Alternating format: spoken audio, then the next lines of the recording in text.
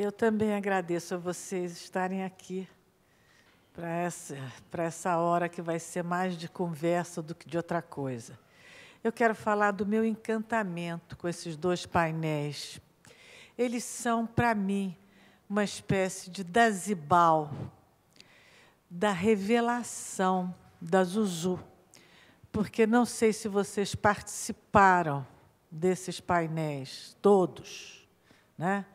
Porque as pessoas puderam se expressar.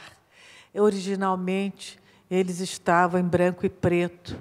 É uma grande estamparia da Zuzu, que foi aqui colocada em branco e preto, sem cor, e as pessoas puderam interferir, colorindo da maneira que elas acharam mais adequada e se expressando a respeito do que elas viram e sentiram nessa ocupação. Para mim, esses painéis são históricos. Eles representam a revelação. Eu comparo eles de uma maneira exagerada, né?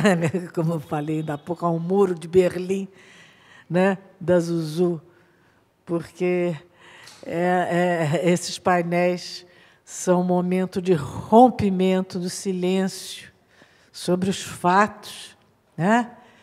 Para uma grande revelação de um momento histórico, de um momento trágico brasileiro, que essa ocupação traz à tona, né? Não que esse momento não fosse conhecido, mas traz dessa maneira tão ampla. E eu me dispus a vir, foi um impulso meu, contar a vocês, falar a vocês sobre a obra da mamãe, que eu acompanhei, momentos dos quais eu participei,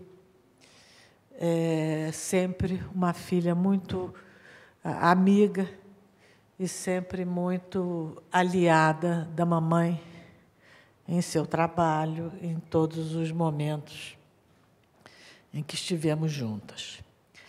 Eu queria falar sobre a obra dela, que poucos conhecem, muito poucos.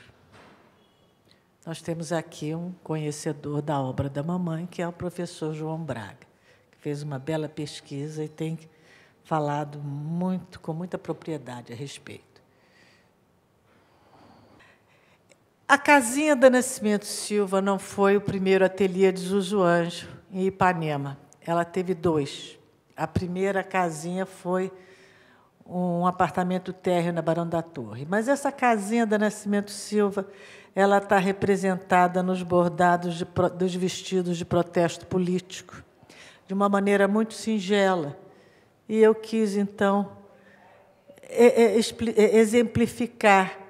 Eu quis que vocês tivessem uma imagem do porquê de naqueles vestidos, haver a representação da felicidade através de uma casinha, que era a nossa residência na Rua Nascimento Silva, que é quase que uma casa do interior, quase que uma casa do subúrbio, porque Ipanema era um subúrbio que não era um subúrbio, era um bairro muito elegante, e do Rio de Janeiro, mas era uma vida quase que de uma cidade do interior, onde todos se conheciam, onde todos se relacionavam.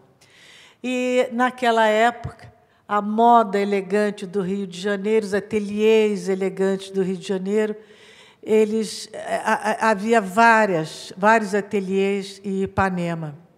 Então, a mamãe tinha a sua maison em Ipanema, a Maria Augusta, chapeleira, tinha a sua maison em Ipanema, a Étemora Costa, dos bordados, tinha a sua maison em Ipanema, o Luiz de Freitas tinha sua maison em Ipanema, e eles todos se intercambiavam. Era um momento muito forte da moda do Rio de Janeiro, os anos 60, em que as pessoas atravessavam as ruas, elas faziam as suas coleções de moda, atravessando as ruas, levando as suas roupas, levando as suas peças, levando os seus bordados, os seus chapéus, as suas grinaldas. Era num ambiente assim familiar, efervescia, nascia, se revelava a moda, a alta moda nos anos 60 do Rio de Janeiro e do Brasil. Era em Ipanema e era assim, em casinhas em Ipanema. E ali, nessa casa, no primeiro andar, havia a Maison do Zuzu Anjo, onde ela atendia a sua clientela, a alta sociedade brasileira, e no segundo andar nós morávamos. Ela com seus 3 filhos, e nos fundos havia a garagem, onde era ateliê de costura. Tínhamos uma cachorra que tinha o nosso sobrenome e nome, era Angel, que veio já do Kennel Club com o nome, foi uma grande coincidência, ou providência, dizem que coincidência não existe, o que foi motivo de uma grande briga com meu pai, que acho que o americano não entendia como que a cachorra da família tem o nome, o sobrenome dele, né? O estrangeiro não entendia, e foi assim. Esse é o anjo, que era o símbolo, que se tornou símbolo da marca dela, a partir da morte do filho, mas sempre com grande alegria, com grande felicidade. E esses, os 3 filhos da Zuzu, criados nessa casinha da felicidade, tão bem representada nos bordados dos vestidos da tragédia. Agora, a tragédia que os livros escolares não contam até hoje. É a mãe visitando o filho na prisão, a mãe passarinho, é a pomba da paz coberta, vestida de luto, é o canhão apontada para todos, é o soldado alegórico, ou é o jovem soldado, obrigado a fazer atrocidades, vestido como um palhaço, e é o sol que antes era visto tão alegre, tão feliz na casinha, agora atrás das grades. Naquele momento da censura, em que você tinha que interpretar o subtexto, a entrelinha de tudo, isso tinha uma força tão grande. Naquele momento em que você não podia ser óbvio na sua arte, você não podia ser óbvio no seu texto, essa sutileza era muito forte. Hoje, você precisa interpretar. Você acha que é gentil e suave. Naquele momento, era forte e dramático. Aqui, a Zuzu Angel, já na sua fase de estamparias, com o seu anjinho, que era o seu filho, que tinha cabelo cacheado quando criança, com o nomezinho dela nos cachinhos, sempre com os corações, no tecido Polibel da Dona Isabel, que é uma fábrica do Rio de Janeiro, e esse tecido é um misto de poliéster com algodão. E era um tecido muito conveniente, porque ele tem uma queda muito boa, ele tinha uma goma, mesmo depois da lavagem, ele dificilmente ele demorava para perder essa goma, ele mantinha uma forma muito boa na roupa, e sempre essa extrema alegria. Ela foi a primeira brasileira a ter o seu nome na orelha do tecido, que é aquela marca na barra da fazenda, que você compra, quando compra uma peça de tecido na loja, você vê que tem o nome na barra da fazenda. Ela tinha o seu nome na barra da fazenda. E não tinha medo das cores, numa época, e até hoje, as pessoas têm muito receio de usar roupas muito coloridas ou muito estampadas. Elas se restringem cada vez mais ao preto, ao branco, ao cinza, ao bege, ao marrom, ao marinho, ao nude, e a Zuzu não tinha o menor medo de abusar das cores. Olha só as roupas coloridas, os tecidos bem coloridos da Zuzu. E a sua famosa revoada de andorinhas, tecido dela, que depois foi muito repetido, até muito copiado, que foi do desfile de protesto político, as andorinhas negras. Seus anjos, na sua sequência de lenços de cambraia, muito bonitos, que vocês viram aqui na exposição. Esses quadros de pássaros tropicais brasileiros, que não foram produzidos, esse tecido não foi produzido, é muito bonito. Os seus pássaros com frutos, aqueles também, a sua sequência de vestidos. Ela sempre tropicalista, sempre nacionalista, sempre brasileira, sempre na corrente oposta da moda colonizada da nossa época. E aqui, essa foto é preta e branca, mas isso aqui já é a fase da loja no Leblon, que era uma apoteose colorida. As roupas voavam, como voam os anjos, como voavam os pássaros, penduradas em cabides de hastes muito longas, esses cabides pendurados em tubos que ficavam suspensos, distantes do teto, e havia aquelas nuvens que vocês viram lá embaixo, de acrílico, que era a grande novidade dos anos 60, o plexiglass. Então, era um acrílico cor de laranja, acrílico branco, acrílico pink, as cores da Zuzu, e o revoar das roupas dela, bem coloridas, nas suas estampas. Essa é a sua gerente, amiga, Cléia, com roupa também na sua estamparia. Esse mobiliário de Vime nós até hoje temos, nós guardamos, vai para o Museu Zuzu Ângelo da Moda, que é um museu escola, que nós vamos inaugurar no Rio de Janeiro, com moda de todos os brasileiros, dos estrangeiros, não apenas da Zuzu. E era isso que era a loja da Zuzu Ângelo, no Leblon, na Rua Almirante Pereira Guimarães, onde hoje temos o Shopping Leblon. Aqui, as almofadas da Zuzu, com todas as estamparias dela.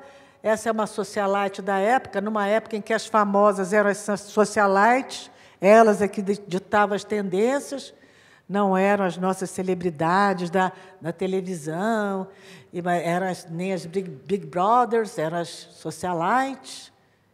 E as figuras pop que faziam o seu ponto na loja da Zuzu Ângelo. Aí estão o Raul Seixas, Paulo Coelho, Valtércio Caldas, que é autor de uma das etiquetas da Zuzu, era o Valtércio Caldas Júnior, até hoje um grande artista plástico contemporâneo brasileiro. Essa da ponta aqui sou eu, que, aliás, sou comadre do Paulo Coelho, sou madrinha do primeiro casamento dele, um grande amigo.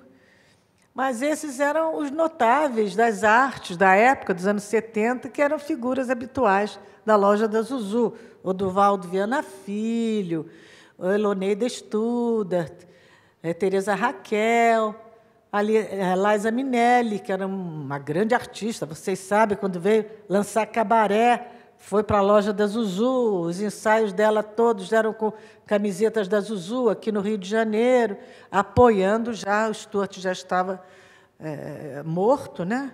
E ela apoiou a Zuzu muito na sua luta.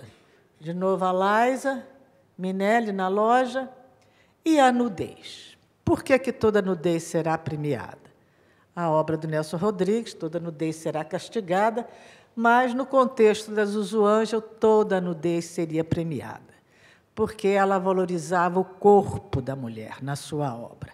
E até porque ela também gostava muito da sua própria nudez. Em casa, a Zuzu, na sua intimidade, nos seus andares de quarto, no andar do seu quarto, ela dificilmente era vista vestida. Mamãe era pequenininha, tinha 1,55 m, e adorava andar pelada, de um quarto para o outro, tomar seus banhos de banheira de espuma, e as costureiras e a sua secretária iam despachar com ela mergulhada na sua banheira de espuma, e elas se sentavam ali no banheiro e ela despachava nua. Mamãe gostava muito da nudez. Ela era uma mulher liberta e diferente. Ela gostava da sua nudez e da nudez de todos. Ela achava que o corpo era importante. Ela gostava do corpo, não tinha vergonha do seu corpo. Ela era uma mulher pudica, ela era uma mulher moralista em muitos aspectos, mas, na sua casa, ela gostava de andar, na sua intimidade, nua. Vejam aí como ela valorizava o corpo da mulher. Ela tem várias coleções em que ela sempre fez short, barriga de fora, decotes, sempre valorizando a forma feminina. Aqui, os shortzinhos com elástico na perna, os bloomies, né? Como ela fazia as calcinhas das suas filhas quando elas eram crianças. Como eram as calcinhas das meninas na cidade do interior.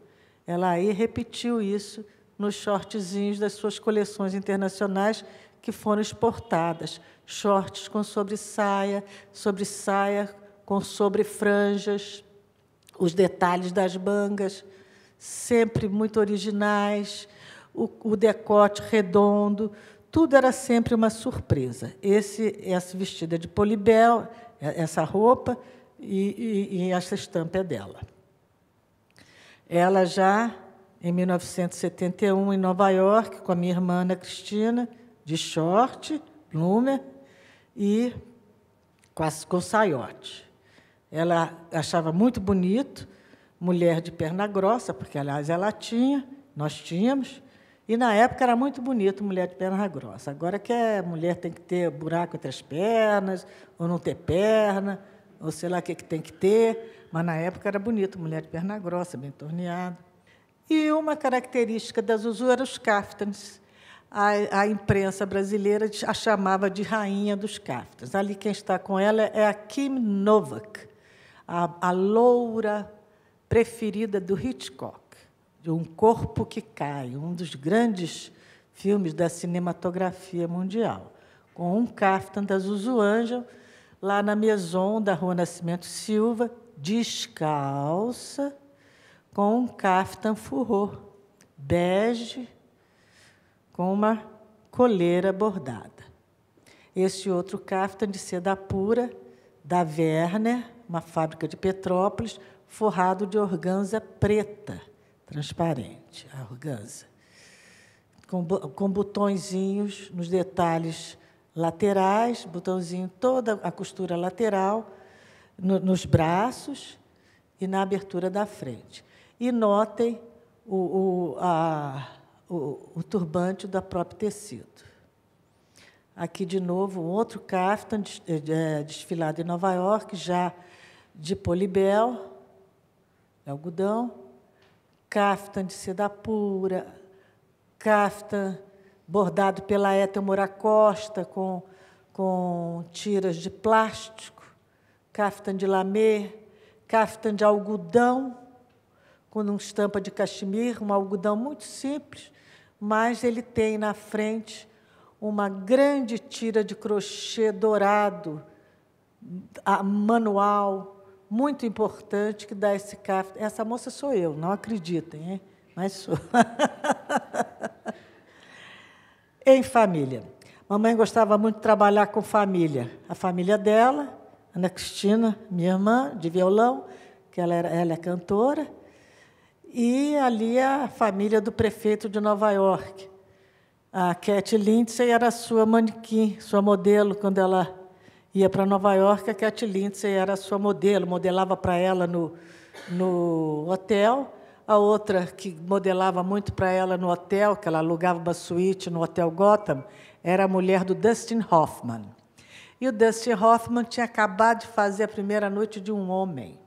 E ele ia buscá-la no hotel, baixinho, ficava olhando. Eu achava tão engraçado, porque ele era um homem que já estava ficando tão importante, né? Ele ia lá, buscava, ficava olhando a mulher desfilar. e depois ele virou o grande Dustin Hoffman. Aqui, duas filhas de amigas, a Silvia Falkenburg, hoje Silvia Bandeira, que está de azul, e a Verinha do Vivier, que na época era casada com o diretor da TV Globo, o Castro Neves, e é filha da Ruth Almeida Prado. Essas roupas todas são com tecidos da Werner, seda pura, organza, lindos. Essa aqui é seda pura, esse último vestido arrematada, enfeitada com renda brasileira, que era atingida com a cor dominante da organza, porque a renda sempre era só branca, e o orienta ao look dos anos 60, 70, porque era o pleno hipismo, e você tinha que fazer tudo era perfumado por patchouli. A moda tinha cheiro de patchouli. Então, você tinha a inspiração do patchouli.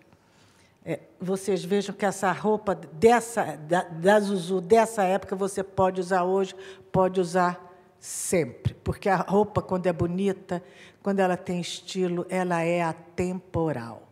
Ela não sai de moda. E o midriff, que é o bare midriff, que é a barriga de fora. É uma característica da Zuzu Angel, é a roupa com a barriga de fora. Vocês vão ver muita coisa de barriga de fora. Referências de São Salvador, Bahia, onde ela viveu, onde o Stuart Angel nasceu. Os turbantes, sempre, muito importantes. O chale jogado sobre os ombros, os turbantes, referências fortes de São Salvador. Olha os turbantes na parede do seu ateliê da Nascimento Silva. Havia sempre os turbantes da Bahia. O pano abarrado na cintura, porque esses acessórios, tudo é a roupa do desfile, mas isso era a moda da Zuzu Angel. Esses rolotês são todos arrematados com pedra brasileira, que na época era muito cafona. Hoje, todo mundo usa pedra brasileira. Os papagaios, nas suas roupas de cama, os tucanos, as araras. Essa etiqueta cor de laranja foi desenhada pelo Valtércio Caldas, na época. Hoje, o Valtércio Caldas, imagina contratar o Valtércio para desenhar uma etiqueta, o que não custaria? As outras eram desenhos da Zuzu mesmo. E aquilo ali eu fiz questão de fotografar, porque é uma roupa da Zuzu que veio do tintureiro com o bordado da tinturaria. E isso vai virar peça de museu, porque nós não vamos ter mais tinturaria que vem bordando nada, porque o mundo não vai admitir mais nada feito artesanalmente ou manualmente. Não vai ter mais isso de tinturaria. E há os crucifixos da Zuzu, que representavam os jovens torturados do Brasil. Cada cruz, um jovem morto. Cada cruz, um brasileiro que padeceu na sanha dos torturadores, dos assassinos dos governos militares. 15 anos depois, a Madonna se apresentava nos shows com cintos semelhantes a esse. E fazia performances sexuais com os crucifixos. Mas eu não estou criticando a Madonna, só estou dizendo que a Zuzu fazia performances também com os crucifixos. Políticas. Aqui detalhes da Zuzu. E esses cintos de camurça sobrepostos, que era um outro grande colaborador dela, que hoje mora em São Paulo, chamado Daniel Maia, um jovem muito talentoso, que trabalhou, fez muitos acessórios para a Zuzu Angel. O composê. O composê era foi um aspecto muito forte do trabalho da Zuzu Angel, compor o opaco com o transparente. A seda pura opaca com a seda transparente, com a organza transparente. Aqui nas mangas e na gola. E o detalhe do macramê no cinto.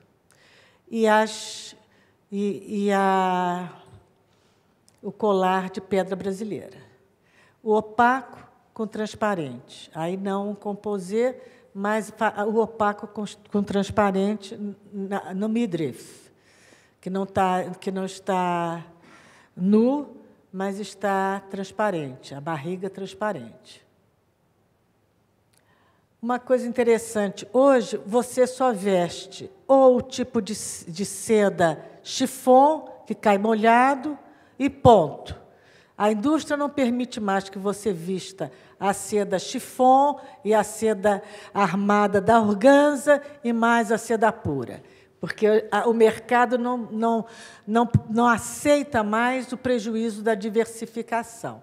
Naquela época, o costureiro podia fazer a organza, a seda pura, o chiffon. Ele não entendia por que ele perdia dinheiro, e perdia. Hoje, a pesquisa mostra que ele tem que fazer um só faz o chiffon. Hoje em dia, não é isso, João Braga? Só estão fazendo chiffon. Então, esse, no caldeirão de Zuzu, ferviam franjas, bordados, rendas, toalhas de mesa, conchinhas do mar, bambus, chales e o que mais a sua criatividade permitisse. Aí está um vestido de toalha de mesa.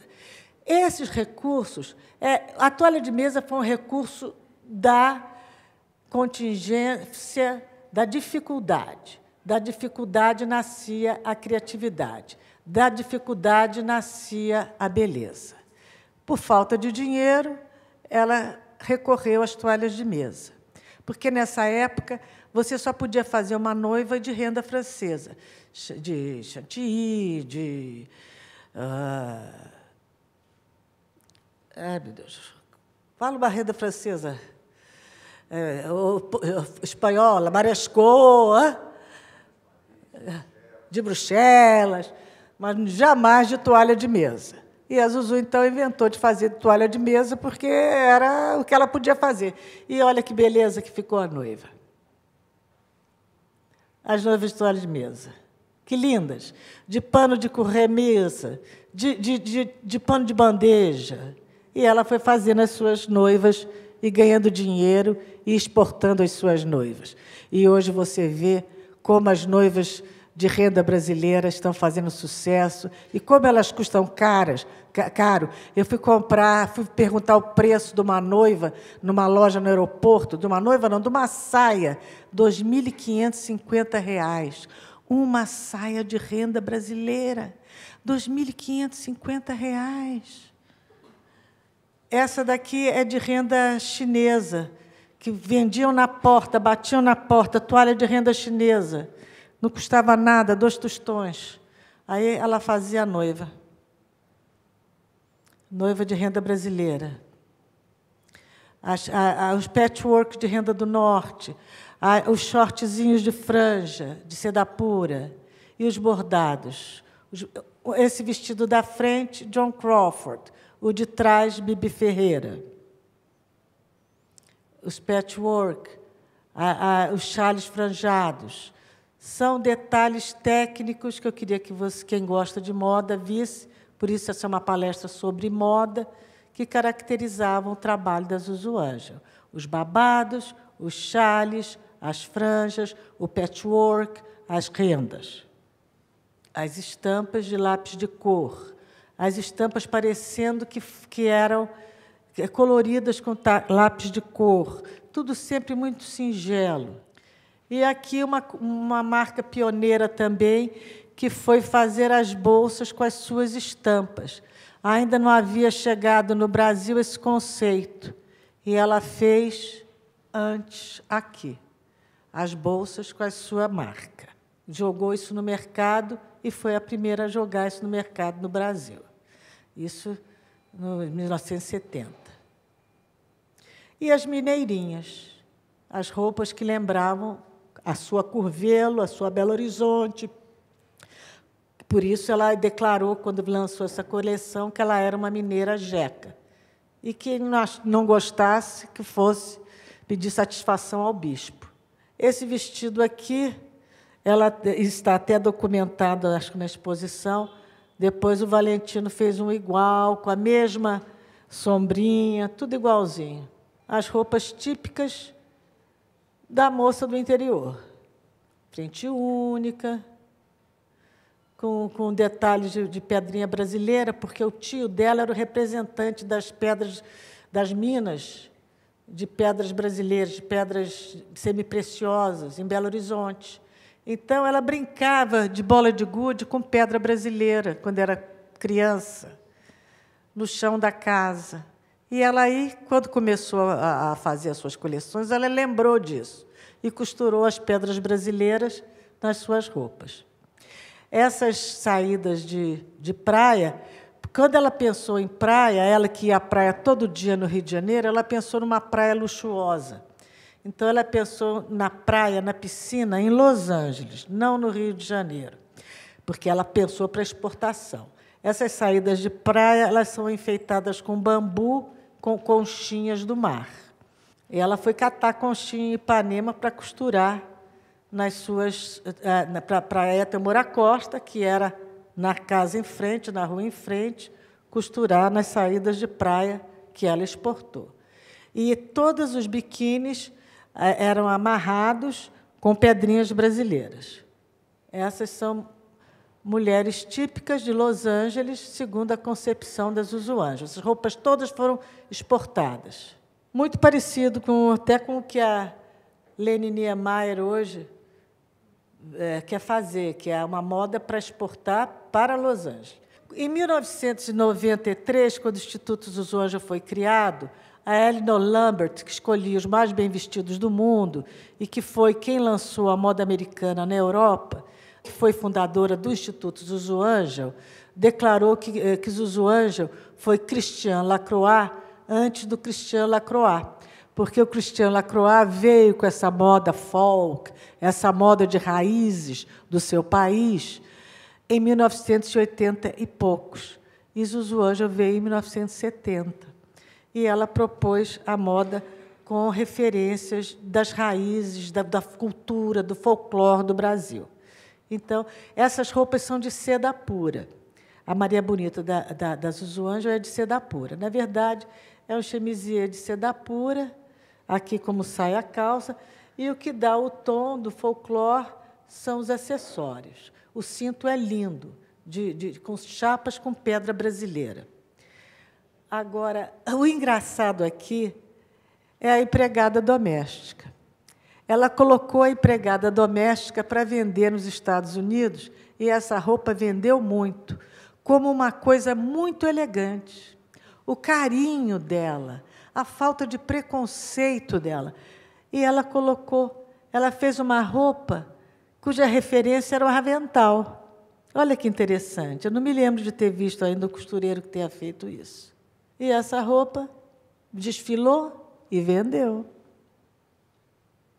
Essa noiva é a Iemanjá, e desfilou com uma rosa de prata branca, que na época era considerada uma coisa também, uma coisa brasileira muito cafona, rosas de prata brancas, rosas de prata. E foi muito importante. Olha a manga, que interessante. E aqui também as mineirinhas, né? À direita, a baiana com midriff, bare midriff, com a barriga nua, e à esquerda, uma roupa de protesto político, onde você vê uma pomba da praxe preta, não, um avião, o Stuart foi atirado de um avião, e o anjo. O corpo do Stuart, segundo denúncias, foi atirado, depois de morto, de um avião atirado sobre o mar. Aqui, Zuzu Internacional, porque a Zuzu Ângelo foi a primeira estilista, ou o primeiro estilista, na história da Bergdorf Goodman, que era considerada, e é, a department store, a loja de departamento mais sofisticada dos Estados Unidos, a ocupar, até então, até o ano de 1970, todas as vitrines de todo o quarteirão da loja.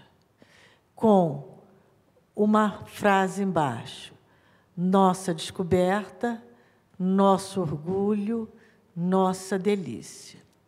Em cada vitrine, um modelo da Zuzu Ângel. Numa delas, havia uma rendeira tecendo renda de bilro. Nesse desfile, ela levou tudo que o Brasil produzia de mais bonito: pedra sabão, esculpida, pedras semipreciosas, a nossa prata, as nossas rendas, a nossa companhia aérea, que era a Varig, todas as referências de bonito, de precioso, do que ela achava maravilhoso, as nossas indústrias de tecido, ela levou. Foi um pacote de brasilidade. E ela desfilou a Maria Bonita, o Lampião, as Mineirinhas, o Candomblé, tudo que ela achava lindo sobre o Brasil. Foi uma ocupação Zuzu em Nova York, em 1970, com toda a imprensa aplaudindo. No ano seguinte, a ocupação Zuzu foi para denunciar as atrocidades cometidas. Por isso, quando ela encontrou um ex-presidente do Brasil, quase na véspera do assassinato dela, numa festa na Boate Regines, no Rio de Janeiro, ela, de dedo em riste, foi até ele foi o Juscelino Kubitschek. Aliás, ela sempre foi juscelinista a vida inteira. Talvez por isso a sua indignação. Nós crescemos ao som do peixe vivo. Ela, de dedo em riste, se aproximou dele e disse: eu não perdoo Juscelino Kubitschek pelo seu silêncio.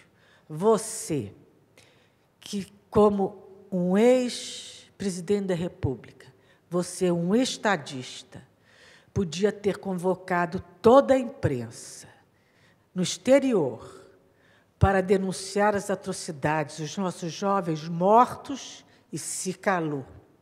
E eu fiz isso com os meus vestidos. Muito obrigada.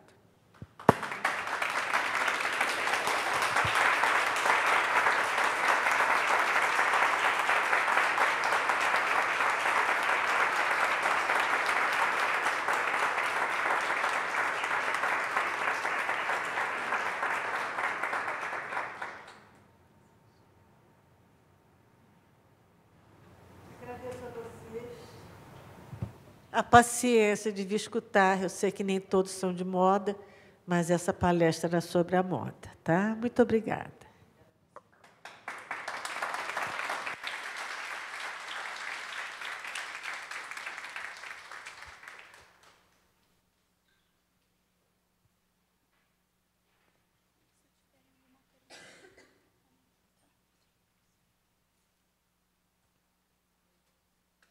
Disse que vocês podem fazer perguntas, que ela está com o microfone.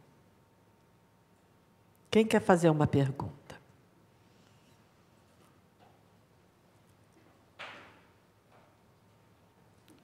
Meu nome é Adão. Eu vim para... Não sou de moda, mas gosto de moda, estilo, tudo, por curiosidade. Eu vim mais para ouvir um pouco mais de Zuzu Ângel, né, pela sua voz, né? E eu vivenciei parte desse período da nossa história, e o nome Zuzu Ângel a gente ouvia, mas era como mais uma vítima, mais uma mãe que tinha, digamos, mais uma ferida perante o sistema, né? Mas era mais uma, né? Nunca vi Zuzu Ângel, o que ela fazia, deixava de fazer e tudo. E aí, quando, na divulgação desta ocupação, é que eu fui ler e realmente ver quem que foi e quem que é Zuzu Ângel, né? E eu estou muito feliz por estar aqui conhecendo a tua mãe. E eu vi também, nesse período todo, do JK, o que ele fez, deixou de fazer e tal. Eu não sei se é verdade, mas nesse período parece que ele fez uma carta igual a que o Brizola fez no Rio Grande do Sul, denunciando, e procurou as rádios mineiras e tal para divulgar, organizar uma resistência. E isso foi negado. E essa iniciativa dele só ficou conhecida já agora, em 2003, 2004, no governo do presidente Lula. Assim como eu vi também dizer que a família real, tal, na época lá da Princesa Isabel, fez um projeto para ter educação, terra e crédito para os ex-escravos, né? E a ex-família real, né, demorou mais de 100 anos para divulgar isso, né? Então, o que a gente vivencia, juntando os dois períodos, né, digamos, uma grande brutalidade que existiu, existe até hoje, em que pessoas muito luminosas como sua mãe não conseguiu, né, digamos, ser conhecida, né? Mas a gente vê que o conteúdo de intimidade que ela passou pela moda se iguala a um Portinari, né? A tantos outros brasileiros que não tiveram espaço aqui, mas floresceram e a gente passa a reconhecer nos dias de hoje. O Juscelino, mamãe era uma juscelinista ferrenha. O Brasil, o senhor deve estar lembrado, se dividia, numa certa época, pelo menos na minha infância, entre jusselinistas e lacerdistas, entre PSD e UDN, né? Mamãe era prima irmã de um líder da UDN, que era o Adalto Lúcio Cardoso. E houve até uma cisão familiar por isso, porque mamãe era uma juscelinista ferrenha. E o Adalto era o líder da UDN. E não podiam, então, não combinava, dava choque, essa convivência familiar assim. Então, daí a indignação dela, da pessoa em que ela... A tia dela, casada com esse tio que tinha as pedras semipreciosas, era a maior amiga da dona Sara Kubitschek. Então, havia muita proximidade.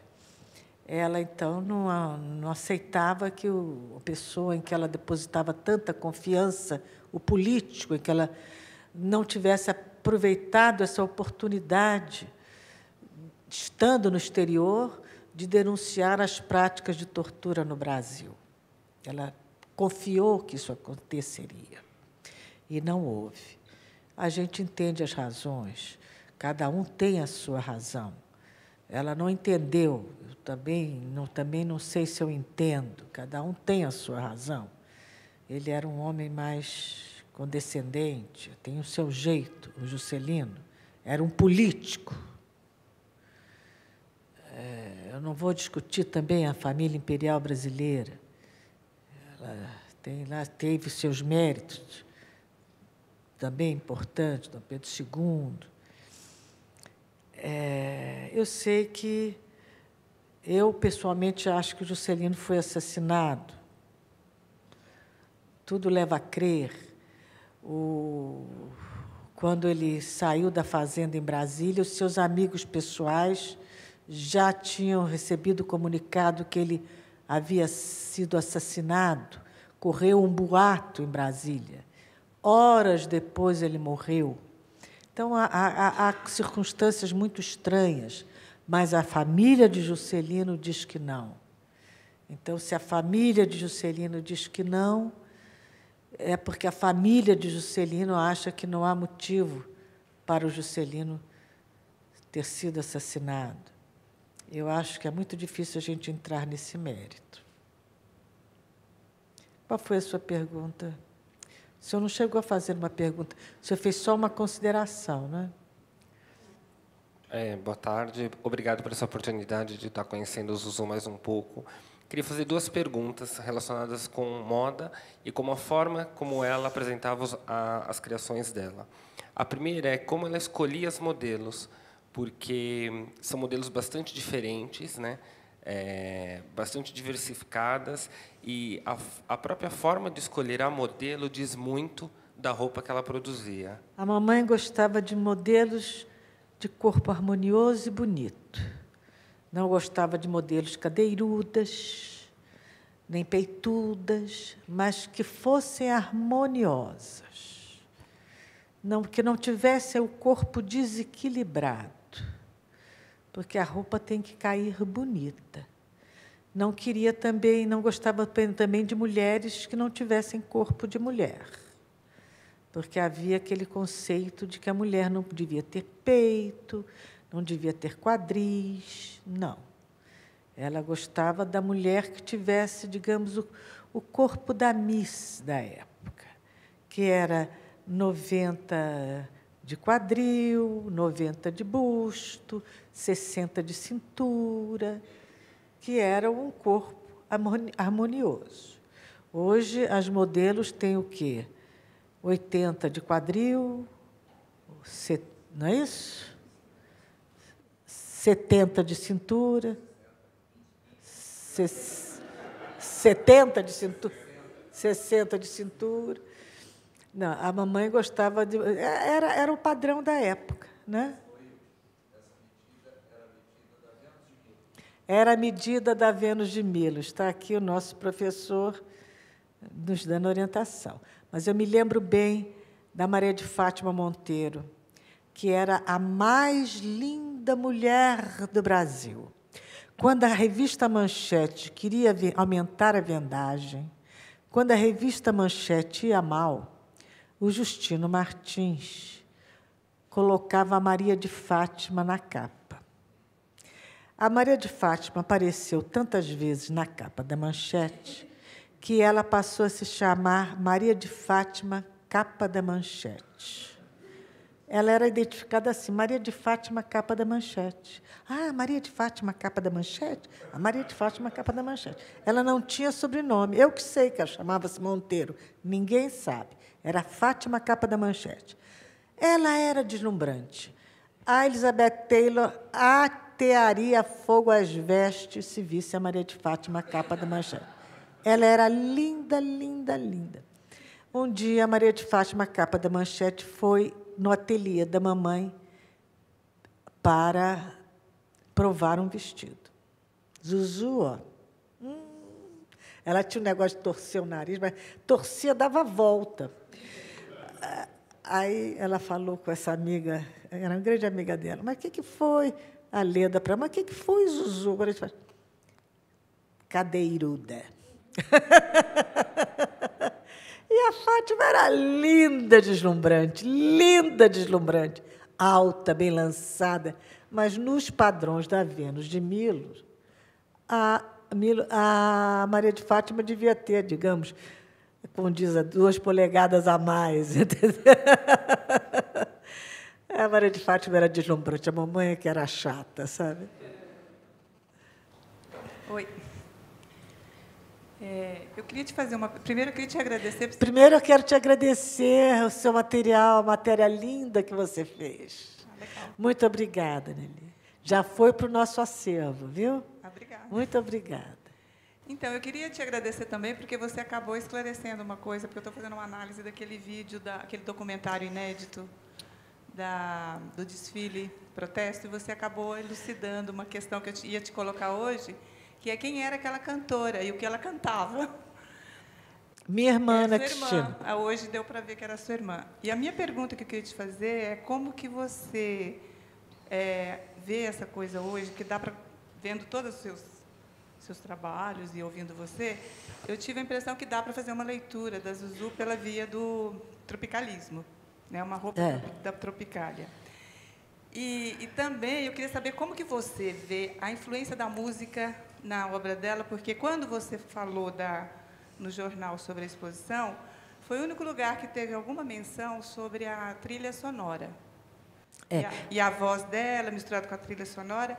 E eu queria que você falasse um pouco disso, e também eu queria te dar uma informação, que é que você não tem noção de como que isso chegava lá no Centro-Oeste nos anos 70. É mesmo? Através daquelas revistas que chamavam Manequim. Sim. Minha mãe era costureira lá, e eu vesti todos esses vestidos de avental, de florzinha, de tudo isso, porque ela ficava esperando o mês inteiro a chegada do tal do manequim nas bancas para poder ela recortar. Tu viu uns moldes, né? É. E aí ela recortava, e aí já era reprodução. Eu tenho a impressão que já era a reprodução dessas coisas da Zuzu. É Porque eu vesti verdade. tudo isso nos anos 70. Que legal. Olha, a mamãe trabalhava com música o tempo todo. E ela era absolutamente apaixonada pelo Chico Buarque de Holanda. A mamãe, acredito, fez uma transferência do Stuart para o Chico Buarque de Holanda. Sabe? Ela transferiu, tanto fisicamente, ela via semelhanças, apesar deles... O Chico jovem tinha alguma coisa mesmo do Stuart. E a coragem do Chico, das músicas do Chico. Então, na loja da mamãe, tocava a música do Chico o dia inteiro. Boi Voador, ela adorava. Ela gostava muito também... Na nossa infância, nós ouvimos muita música mineira. Toda a nossa vida foi musical. Vila Lobos, nós cantávamos... As nossas músicas de aniversário não era parabéns para você. Era saudamos o grande dia que tu hoje comemoras, seja a casa onde moras, a morada da alegria, o refúgio da aventura, feliz aniversário, que é Vila Lobos. Sabe, a mamãe sempre... eu não sou musical, eu sou desafinada. Minha irmã é cantora de opereta. Lá na cidade francesa onde ela mora, em Tresserre, é Aix-les-Bains. Em Aix-les-Bains é a capital da opereta na França. E, uma vez por ano, eles têm o Festival de Opereta, volta e meia ela canta no Festival de Opereta. Ela passou a cantar opereta. Sempre cantou MPB. Mamãe passou a vida inteira tocando música. Os musicais americanos, ela nos acordava. Época de Natal era música americana o dia inteiro. A gente acordava com música americana, com todas as músicas natalinas, os clássicos de Natal americanos. Nós passamos a vida... Mulher de 30, de Miltinho, Elisete Cardoso, crescemos ouvindo todas as músicas daquelas diferentes épocas, ouvimos. Nat King Cole. E depois, na época da ditadura, foram as músicas de resistência, de protesto, sobretudo Chico Buarque. Na loja do Leblon, era o dia inteiro. As freguesas entravam ouvindo música em alto som, o tempo todo. Eu acho que por isso que a loja era um point, porque era muito alegre, muito musical. No meio daquela tragédia, você chegava escutando aquelas músicas, porque eram músicas muito cheias de esperança também. Então, era isso. A moda da mamãe é musical porque ela era musical. E tico-tico no fubá. E dá-lhe tico-tico no fubá. Tristeza e baquianas. Faz as baquianas também. Além de agradecer, né, que acho que todo mundo aqui está muito grato, eu queria uma pergunta que não tem a ver com a moda, mas tem a ver com o acidente trágico, né, dela, final, que eu sempre tive essa dúvida. Chegou-se, a gente sabe que não foi um acidente, que parece muito que foi, infelizmente, um atentado, mas tem um julgamento final sobre isso? Olha, no governo do Fernando Henrique Cardoso, que foi o governo assertivo, né, foi o primeiro governo que se movimentou para isso, e criou a Comissão dos Desaparecidos, o ministro José Gregori, eles abriram uma investigação sobre a mamãe, né? Aliás, nós solicitamos. E aí nós entramos com um pedido de reconhecimento do assassinato da mamãe. E contratamos um perito, e esse pedido foi negado. Eles chegaram à conclusão de que a mamãe não tinha sido assassinada. E eu fiquei muito indignada, porque havia uma comissão com representantes da sociedade civil, tanto membros da direita quanto da esquerda. Eles procuraram fazer uma composição mista. Tanto havia aquele reitor da USP, o Grandino Rodas, que acho que representava a direita, e pessoas dos movimentos de esquerda. E umas pessoas, e uns militares. E nós colhemos depoimentos, tudo, que, no meu entender, deixavam bem caracterizado as ameaças, depoimento do Chico Buarque, a carta da mamãe dizendo que estava sendo seguida, denunciando que ela ia ser assassinada, os telefonemas, as ameaças, tudo. Mas eles chegaram à conclusão que ela não tinha sido assassinada. E um perito que mostrou que pela conformação dos amassados do carro, e mesmo o negócio do crânio da mamãe, a maneira como caiu, tudo, que ela devia ter sido empurrada, mas disseram que não. Eu fiquei muito indignada e, naquele auge da minha revolta, eu dei uma entrevista muito impertinente para a televisão, na hora, daquele meu ímpeto, eu não fui contida. Eu fui um pouco desaforada. E isso foi ao ar. Isso foi ao ar num programa de grande repercussão, que foi o Fantástico. Nesse dia, em casa, eu recebo, nesse domingo, um telefonema de um ex-deputado federal chamado José Clerô de Medeiros.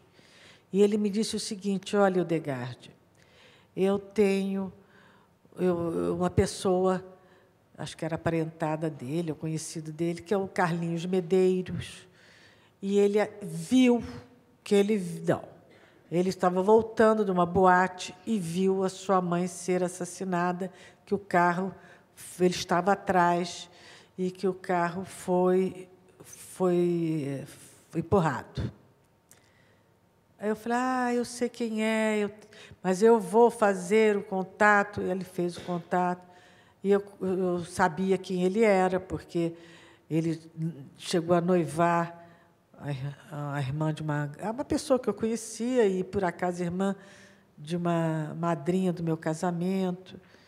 E eu sei que e ele era irmão de um ex-deputado, havia conexões, eu consegui chegar a ele, e depois de muita dificuldade, mas extrema dificuldade, ele deu a declaração que havia visto com testemunhas.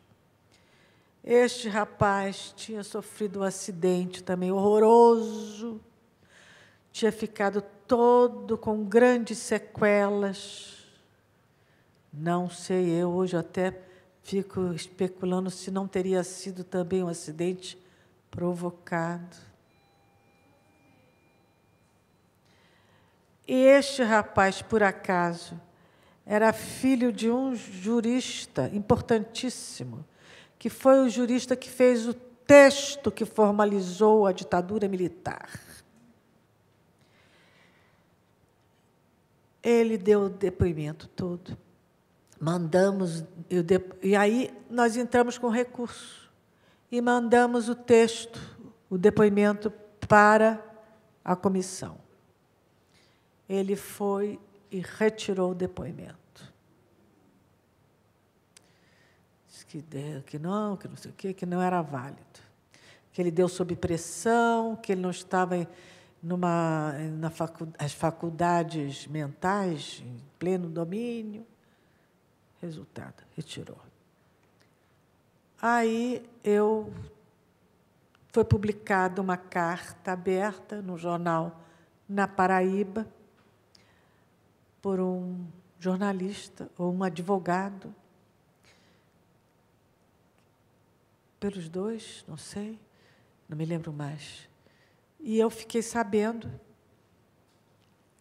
e recebi esse jornal da Paraíba e encaminhei para a comissão. E a comissão fez contato com os redatores dessa carta aberta, e eram 2 jovens, na época, estudantes da PUC, que viviam no único prédio que havia naquele local, na saída desse túnel que dava para a Zona Oeste, para a Barra da Tijuca, São Conrado.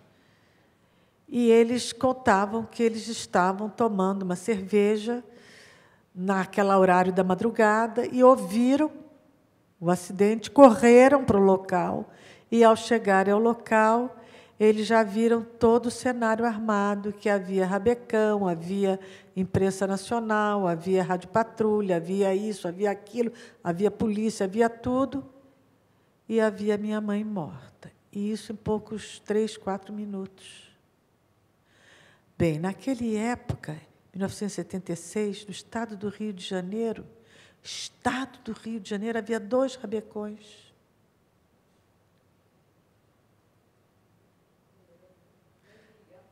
Nem de ligar, nem de saberem, nem de chegar uma patrulhinha. Em 3, 4 minutos, num lugar distantíssimo. Não deixaram eles se aproximarem, já havia cordão de isolamento. Bem, eu sei que nós conseguimos o inquérito policial, que foi a coisa mais difícil. Esse inquérito policial estava desaparecido, nós tínhamos conseguido já na primeira tentativa, né? E nesse inquérito policial havia várias fotos. E estas fotos confirmavam todo o depoimento deles, porque a disposição, todo aquele cenário descrito por eles estava documentado naquele inquérito policial. E aí também, já quando foi feita essa nova perícia, já havia uma tecnologia nova que permitia, pela inclinação da rua, pelas fotos, por tudo, e pelo depoimento, enfim, eu não sou técnica, porque essa investigação foi feita secretamente, eu não tive acesso. Quando eu soube do resultado, e até da investigação, ela já havia sido realizada. Eu soube por um telefonema de um repórter da Folha de São Paulo, Mário Magalhães. Ele me telefonou, não foi a comissão dos desaparecidos quem me deu a informação. Foi esse repórter. Ele me ligou e disse: olha, Eudegard, eu vou lhe dar uma notícia. O relator Miguel Reale Júnior realizou uma investigação sigilosa, e realizou uma segunda perícia, esteve pessoalmente com as 2 testemunhas de João Pessoa e concluiu, e por tudo, isso tudo está no inquérito, está acessível a quem quiser procurar, porque hoje em dia isso tudo é acessível, e concluíram que sua mãe foi realmente assassinada. E eu sou um repórter, eu acompanhei, eu refiz toda a trajetória das 2 testemunhas, isso foi cronometrado, tudo isso foi confirmado, e me deu uma sensação de alívio enorme, porque isso foi exatamente 22 anos depois da morte dela. Ou seja, 22 anos depois da morte dela foi provado que ela foi assassinada. E, mesmo assim, até hoje, os jornais insistem em publicar que ela morreu num acidente. Por quê? É muito difícil para as pessoas aceitarem que a Zuzuanja foi assassinada. Para elas, para as pessoas que ajudaram a perpetrar, de maneira direta ou indireta, por pensamento, palavra ou por ação, o golpe militar, é muito difícil para elas aceitarem que elas indiretamente contribuíram para o assassinato da Zuzuanja. É fácil para elas concordarem ou aceitarem que morreu um Stuart Angel, que foi assassinado e torturado, ou tantos outros, porque eles estavam numa militância ideológica, ou seja, tiveram o que procuraram. Agora, a Zuzuanja, a mãe de família, morreu por um acidente, até hoje, de causas inexplicadas. Elas não conseguem metabolizar, digerir que a Zuzuanja foi vítima do golpe, foi assassinada pelo golpe de Estado. É uma negação, mas ela foi assassinada sim, por todos que concordaram com aquilo. Não é? Tem que aceitar, vocês participaram disso. Vocês também estavam naquela madrugada em São Conrado, assassinando a minha mãe.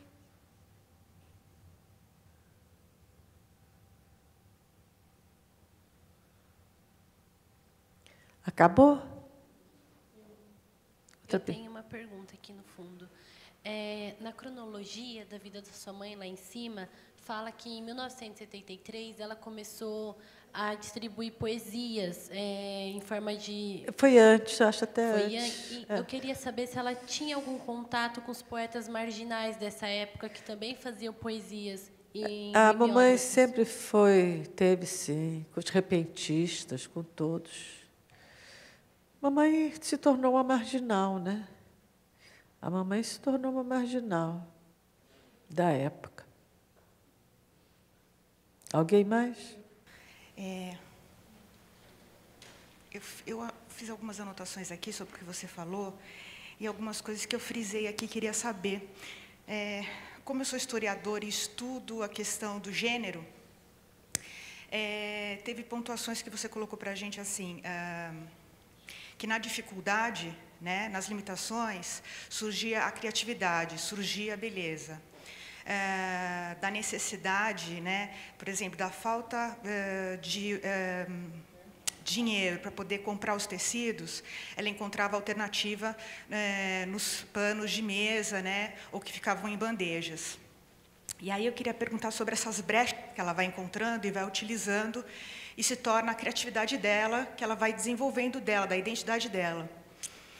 Por que essa dificuldade em acesso, compra dos materiais? O que estava acontecendo na vida dela? Porque, olha, na moda, a moda no Brasil sempre...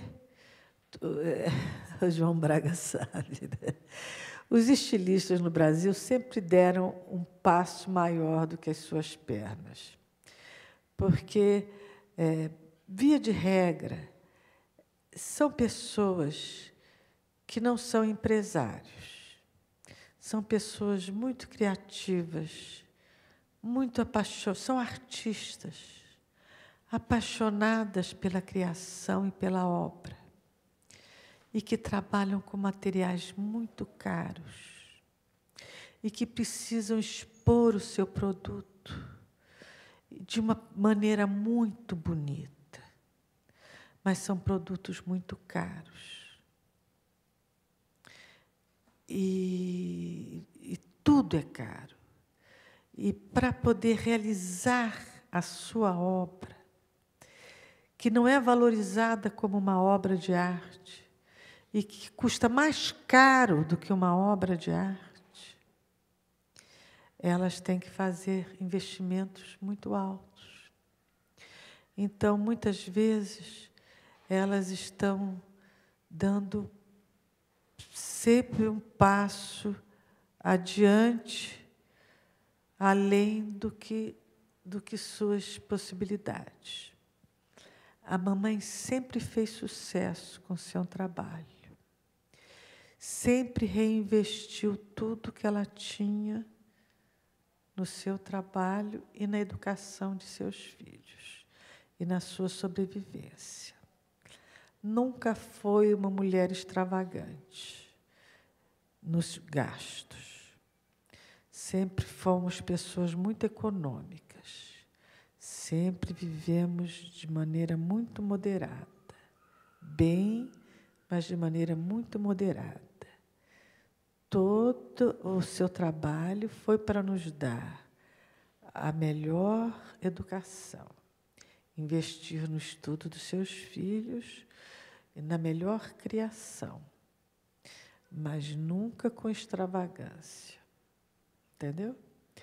Mas, como todo estilista, é uma profissão muito onerosa e pouco valorizada, e que não tem o reconhecimento de ser um artista. É considerado um prestador de serviço. É visto assim. Mamãe, quando ela começou a exportar, ela conseguiu o impossível. Vieram os buyers do exterior. Ela teve o apoio da indústria brasileira. E ela conseguiu produzir. Mas, naquele determinado momento, ela fez uma sociedade errada. E essa sociedade não foi feliz. E é um assunto que é um tabu, que eu não vou abordar. Eu não vou falar sobre isso.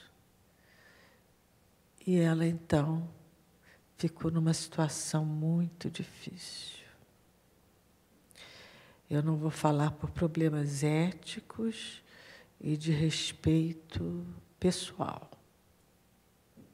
Pessoas que já morreram. E nós tivemos muitas dificuldades. E fomos em frente. Quando você citou essa questão do belo, que é altamente expressivo, né? Eu creio que essa busca de Zuzu com o belo fosse uma forma de acalento, porque o belo nos acalenta.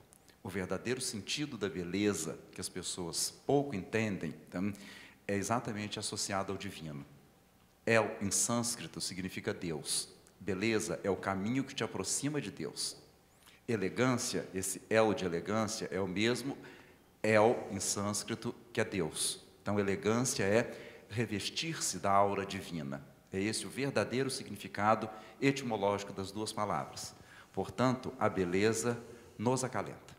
E talvez fosse consciente, creio, ou até inconsciente, uma espécie de autoacalento pela situação um tanto quanto constrangedora. Diga, filha. É que o que você colocou por último é um nó, né, terrível, né, que a gente precisa olhar de frente e se assumir, né? O Gil fez a versão em que ele coloca amigos presos, amigos sumindo assim, né? E vai em diante. Então, quando você coloca que nós, sociedade brasileira, precisamos assumir que nós assassinamos Zuzu Angel, você coloca o principal nó que a gente vivencia hoje para dar um passo à frente. Que a gente vivencia um momento de transição, né, do período colonial escravagista para a ditadura, e estamos indo para não sei onde. Setores ainda até fase passeata, querendo voltar ao passado, né?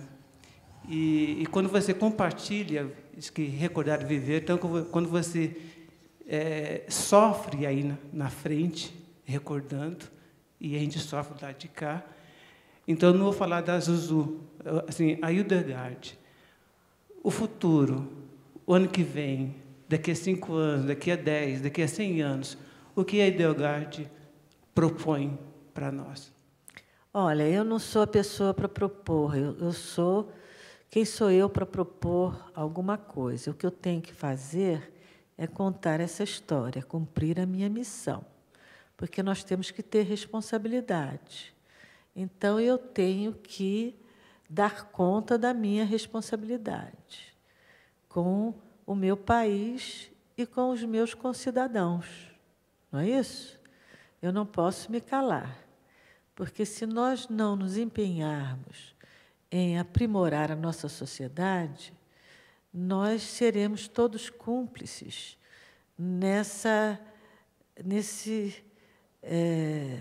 mau caminho, nesses rumos desorientados para o qual o nosso país está caminhando, em que o ser humano cada vez tem menos importância. Cada vez a vida humana é mais depreciada, não é? Um país em que a impunidade é a regra geral, a impunidade vem se acumulando de época para época como um padrão, um país que vai se consolidando, vai se assentando sobre um padrão de impunidade, não é um país bem consolidado. Que terreno é esse? Um terreno de impunidade. Um terreno... Hoje nós vemos as pessoas sendo linchadas. Hoje nós vemos a justiça ser feita com as próprias mãos. Hoje nós vemos os desaparecimentos das pessoas nas comunidades pobres como um lugar comum. As pessoas serem arrastadas pelos automóveis, como meu irmão foi arrastado na base aérea do Galeão, causando escândalo internacional. Hoje isso se transformou num lugar comum. Hoje a gente vê torcedores jogarem vasos sanitários sobre os outros, espancarem com barras de ferro as cabeças dos outros torcedores, como se fosse uma coisa corriqueira. O Brasil, que era considerado um país terno e solidário, o Brasil que se escandalizava quando relatava que viajou e encontrou mendigos na rua e as pessoas caminhavam saltando sobre eles. Como as pessoas no exterior são insensíveis. Se você passar mal e desmaiar na rua, ninguém nem liga. Eu ouvia isso. Hoje, isso é o nosso cotidiano. Este é o nosso Brasil. O Brasil não ficou assim por acaso, porque nós deixamos. Então, nós temos que reagir. Eu estou fazendo a minha pequena parte. Eu não tenho que dar respostas. Eu estou fazendo a minha parte. Eu sou tão desimportante quanto qualquer um outro. Eu só estou fazendo a minha parte.